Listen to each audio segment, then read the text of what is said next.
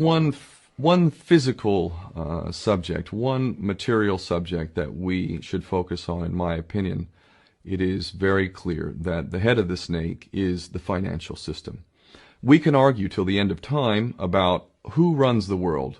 Is it the Jesuits? Is it the reptilians? Is it the Illuminati? Is it the Freemasons? We can go on and on and on and on about this.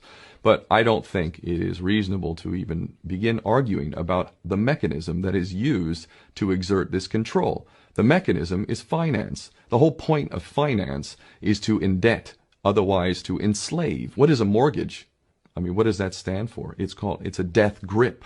So when you get a mortgage, you have a death grip held over you because you are in debt. You don't even own the house. The bank owns the house that loans you the money to buy the house, unless you're fortunate enough to have all the money to buy it outright. And even then, you can be taxed by the government, and if you fail to keep up with those taxes, the government can then take it from you. The whole system is based on a financial fraud, which effectively takes the power that we have, and it gives it to a tiny group of individuals who are running the world through the control of finance. With the infinite supply of money that we have allowed them to take, they have literally an infinite supply of money, and with that money, and from their psychopathic point of view, they have bought everything and everyone who can be bought. So those of us who cannot be bought, because we operate on a level that goes way beyond the material, we are not rewarded for such behavior. We are punished for such behavior. And the most slovenly, disgustingly criminal, pedophilia, corrupt moral individuals, those are the ones that are rewarded in this system, which is upside down.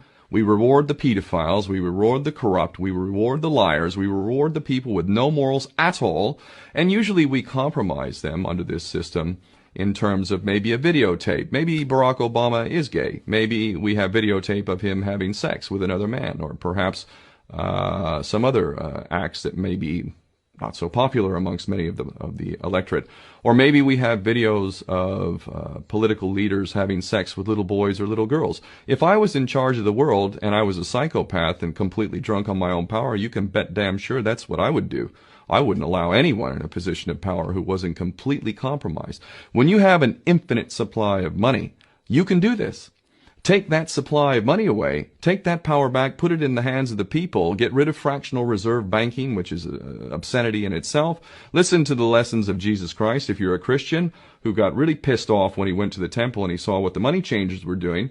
Let's take back control of the issuance of money, and not just on a national level. I'm happy to see in Denmark that you have your own currency, you don't have the euro, but on every country's level, they should be issuing their own currency in a transparent, non-usury based way in which it really, truly benefits the people. And in that way, we can literally free ourselves of the banking debt which is drowning us all, and we can stop scrambling for the crumbs from the table of these filthy rich psychopaths and live in a state of abundance just by changing this one thing. And I'm not just talking about abundance for Western nations who have an artificially inflated value with their currencies. We all in the West are guilty of having that reward while the rest of the world is sucking on it. Every nation in the world can use a sensible financial policy to liberate themselves, to have world-class education, infrastructure. Everything that a healthy society would require can be had in the worst, most corrupt African country in any part of the world. We can all have that if we simply change that one thing. John F. Kennedy did that about 6 months before he was taken out. He issued United States notes as opposed to Federal Reserve notes.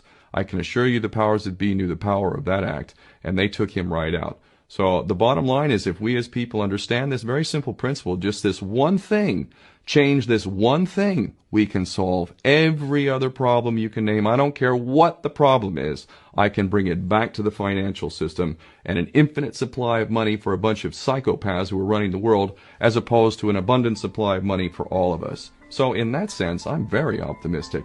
This is not rocket science. I am not the smartest guy in the room. We can all understand this. And as soon as we do, we can exercise the same power that we had, but relinquished, and we can have a future for ourselves and our children. There's a lot to be optimistic about, quite frankly.